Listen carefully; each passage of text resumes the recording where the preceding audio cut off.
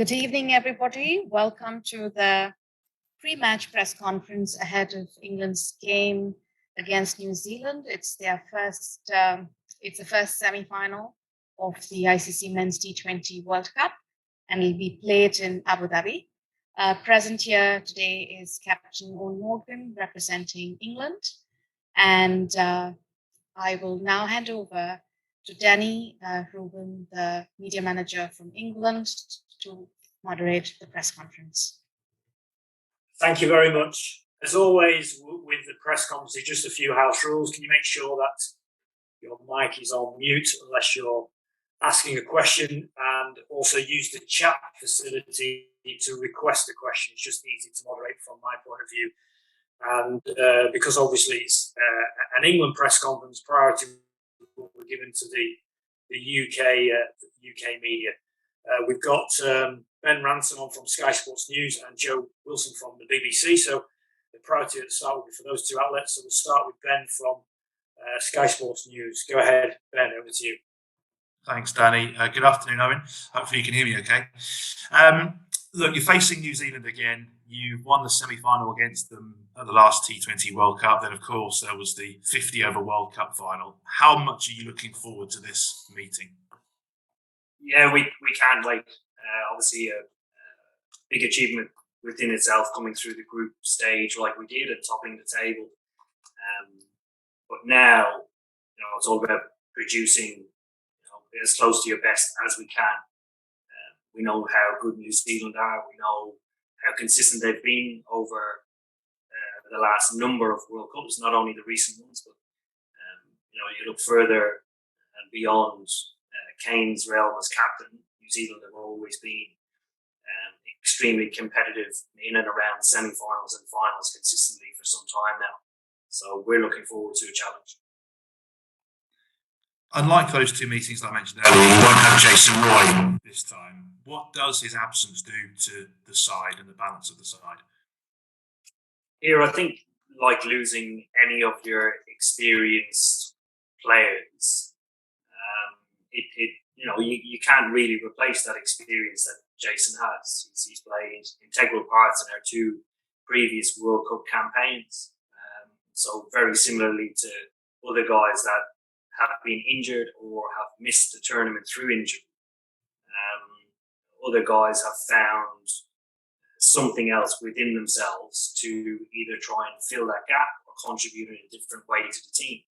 If you look right from the very beginning of our selection process leading into the World Cup, we've had a number of big name players missing from our squad, and that's continued both pre-tournament with Sam Curran and in the tournament with Jason Roy and Tymal Mills. So I think of all the good things that we've done well throughout this tournament, probably the strongest point has been the resilience within our squad to be able to find a way to move forward and forge on. And just one final one on a wider issue, if I may. Today, the Independent Commission for Equity in Cricket have launched their call for evidence, where they're asking stakeholders in the English game to come forward and share their experiences of discrimination. From your point of view, why is it important to experience so that the Commission can get kind of as accurate as possible view, I suppose, of the English game? Ben, sorry, the last bit of your question there was crackly. Do you mind repeating it, please? Yeah, sure. I just wonder why, from your point of view, it is important that people do share those experiences of discrimination with the Commission so that they can gather as accurate a reflection, I guess, as possible of the English game. Thank you. Yeah, I think in a time of change, I think all opinions and examples need to be heard in order to, I suppose, find the best solution in trying to move forward and make things better for the future generations. Thanks, Aaron. Yes, thanks, Ben. Let's go to Joe Wilson at the BBC. Go ahead, Joe. Owen, how are you? Great to see you. And you. Look, there's lots of interest back here about these excellent performances that your team is putting together. It's another excellent tournament for England. And there is, of course, a lot of coverage still of what's going on at Yorkshire. What do you do as a captain to balance up those two things going on? I'm sure there's still a lot of interest and concern in your dressing room about what's ongoing from Yorkshire. As a captain, do you try and shelter the players from that, or are you still trying to encourage and embrace any concerns the players might have? No, we definitely don't shelter anything that's going on, particularly things as serious and as relevant to our squad as anything that we've ever done, really. So when matters of such a serious nature ever arise, particularly when it comes to discrimination, and bear in mind that we talk about discrimination quite a lot because in our group there are a lot of diversity. So we try and share our stories as much as we can. We're all products of county cricket, and at some stage throughout our careers, county cricket has had a substantial role to play in the position that we're in at the moment. And I think after winning the 2019 World Cup and becoming, I suppose, a more formidable side with a bigger platform, that has allowed us to be able to feel comfortable enough to continue to tell our different stories along the road and ultimately feel comfortable within our own skin to play great cricket on the field, but also to be a really strong role model on the field. And I suppose throughout what's going on at Yorkshire, we've continued to chat about things and how it might affect younger generations. Change, being at the forefront of change both on and off the field for us is not always easy, particularly at the beginning. And I think we're at one of those stages right now for Yorkshire. And within the group, we talk about seeing the bigger picture down the line and the huge benefit we will see coming into that county. I guess the thing is, when you walk out to this big occasion again tomorrow, and followers of English cricket, whatever their race or background or culture, want to look at your team and think, I could belong in that team. Do you know? I mean, do you feel that is the case now? You feel the importance of that? Yeah, well, certainly within the changing room, we do. When we feel comfortable about talking about things like this, simply because we think of ourselves as younger cricketers. We all come from different backgrounds, and we all want to be able to share our dream that we've dreamt about for so long as kids and have been so lucky to live that dream. We want young kids to be able to picture that, but also picture a pathway in a way to be able to achieve it. So the things we do during this World Cup and beyond are very important in contributing to that. And I was just going to ask you finally, from a cricket perspective, would you accept that you're strong favourites for this match, Eoin? I wouldn't say strong favourites. New Zealand have a full strength squad. We've obviously been hampered with a lot of injuries throughout this tournament. We're playing really good cricket, and the guys are extremely excited about another challenge against New Zealand, and potentially the opportunity that might follow that. But we need to play really good cricket in order to beat them. Thanks very much. Thanks, Joe. Let's go to Dean Wilson from the Mirror, and then we'll go David Charlesworth from the Press Association. Go ahead, Dean. Yeah, hi, Eoin. Just wondered whether you have made a decision on who would open the batting in place of Jason, if Johnny's going to step up there, and how the team might all be altered. Yeah, again, within the group, we've made a decision. I'm not willing to share that, unfortunately, Dean. But also the balance of the side still will be determined on how the wicket looks and how we make a match up against the Black House. No worries. I just wondered as well, would you just have a word on one of your players, Liam Livingstone, and kind of how excited you are about his progress? I know he's not one of the more experienced guys yet, but I think we saw a glimpse of what he's capable of with that huge blow in Sharjah, and obviously we've seen him score a T20 100 as well in the summer. I guess he's kind of replacing Ben Stokes in terms of that sort of three-dimensional cricketer. He's kind of doing everything for you out there.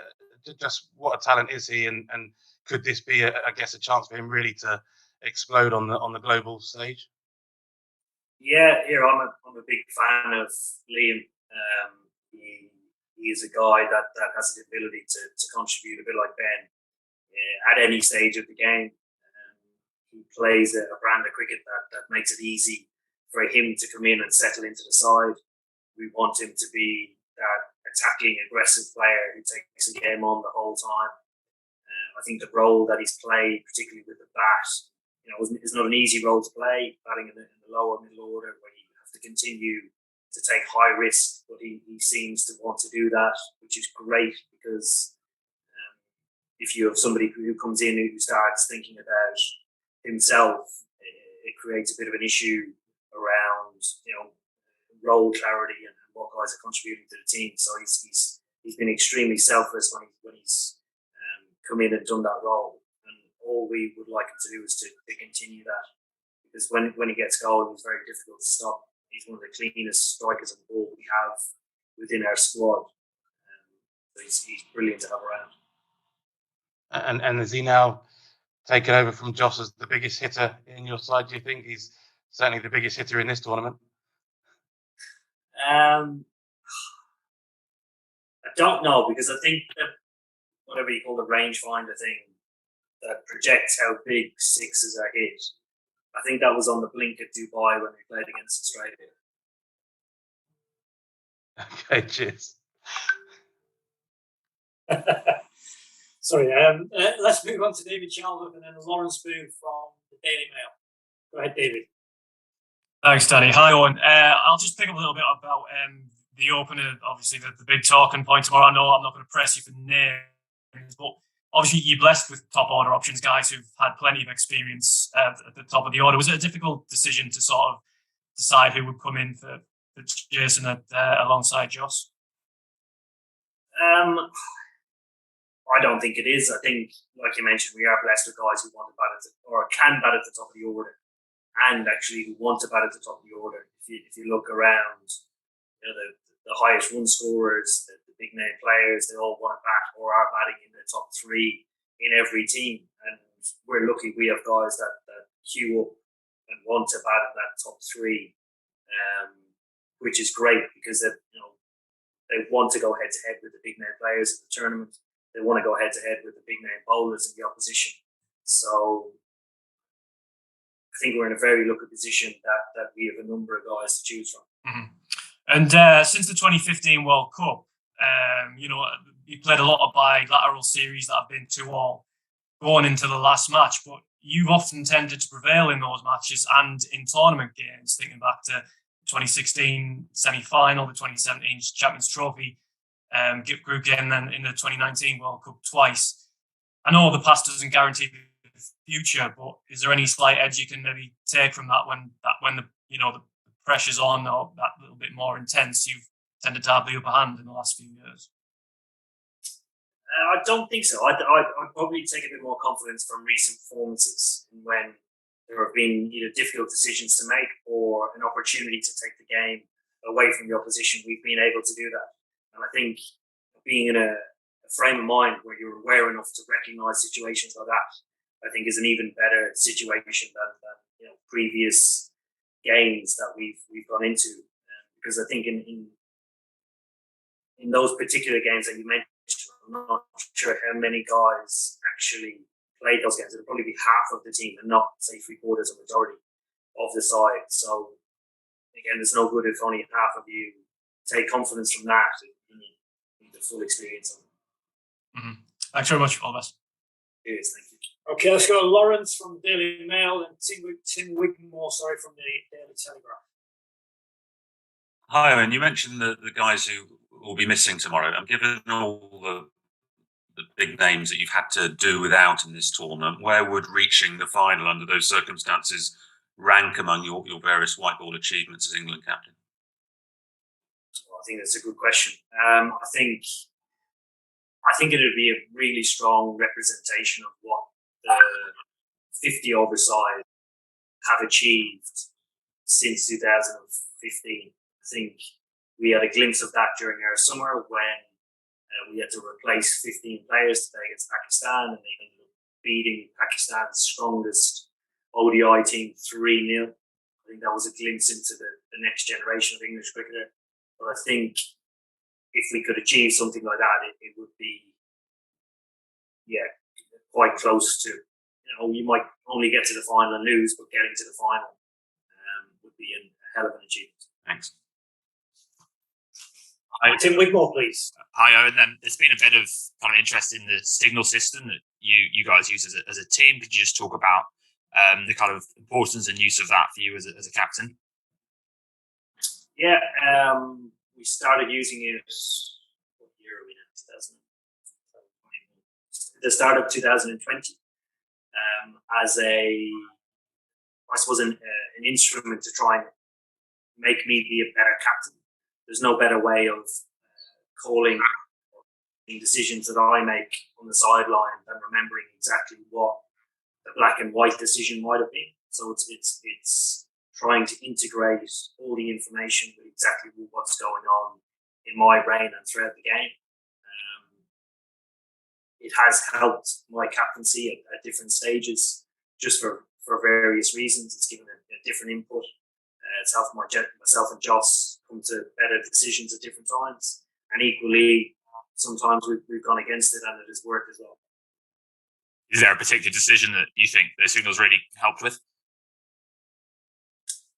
There's not been a standout one yet. No. I mean, you think of a big decision to make in a game, which probably would have been the biggest decision of the tournament so far, was to bowl Chris Woakes those 3 balls when timeout Mills went down against Sri Lanka. Again, there's no signal for that. There's no question for that. There's no answer for that. Everything is in the heat of the moment. Who do you go into a short side? Is it your all-rounder? Do you waste one of your genuine bowlers with an over then and there?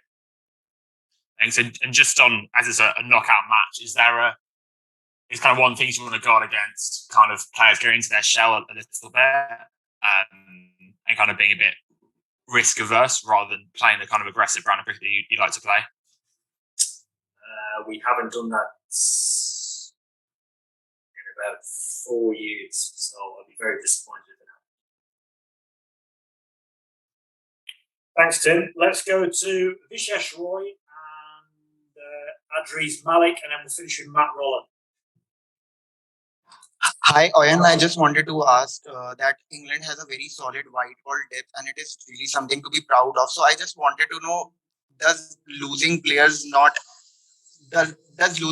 make you bogged down with? Because if any other team loses players of calibers like Ben Stokes, Sam Curran and Jason Roy, they might get really bogged down. But England comes up and every new player shines in every match. I think it's a really good compliment to the changing room, to all of the players, and probably more so the support staff and head coach, who create an environment where young players can come in and thrive. It's a great culture to be able to come in and both learn and thrive at the same time, and it seemed to work for us for some time. And we've always talked about having a strength and depth within our squads as a whole, and there've been some instances where we've had to put out replacement teams, but I think in doing so, you could have 30 or 40 players within your domestic setup that could play international cricket or have the ability to do so. But if the right environment isn't set up, it doesn't matter what 11 you pick, you're not going to perform as an inexperienced player. You're going to have to go with experienced players the whole time. Can I ask a follow-up? We're short on time because we've got training to go to. So no problem. Thank you. Sorry, thank you. Hi, and this is Adriz Malik from Frontline. Actually, you people are doing well in this World Cup and in the knockout round. And do you think there is something discussion about the New Zealand bowling in the dressing room that you have to do something special for that? And my second part for the question is, what do you think about the Pakistan performances? And you are looking something as a final in contestant? I think New Zealand as a whole are a very strong team. It's probably one of their strongest points. They work well together. they never rely solely on one or two players. It's always a very collective effort. And I haven't watched any of the Pakistan games yet, so I can't comment. And last question, just one question from Matt Roller, please. Hi, Owen. Just to pick up on what you were saying earlier about determining the balance of the side, is there a chance you replace Jason with one of the bowling all-rounders rather than a specialist batter? And could you expand a bit on what that decision would come down to? Yeah, I suppose replacing him with another bowler would mean that you have 28 genuine overs on the field and, you know, a lot of options. If you were to go with a batter, it would mean like a like-for-like replacement. So when we turn up and look at the wicket, depending if it's a really good batting wicket, only predicting if it's going to be a really good batting wicket, you might need the extra bit of bowling. And if it's not, you might need the extra bit of batting. Thanks. Cheers, thank you. Brilliant. Thanks everyone for joining us, and we'll catch you tomorrow. Cheers, guys. Thank you. Cheers. Best of luck.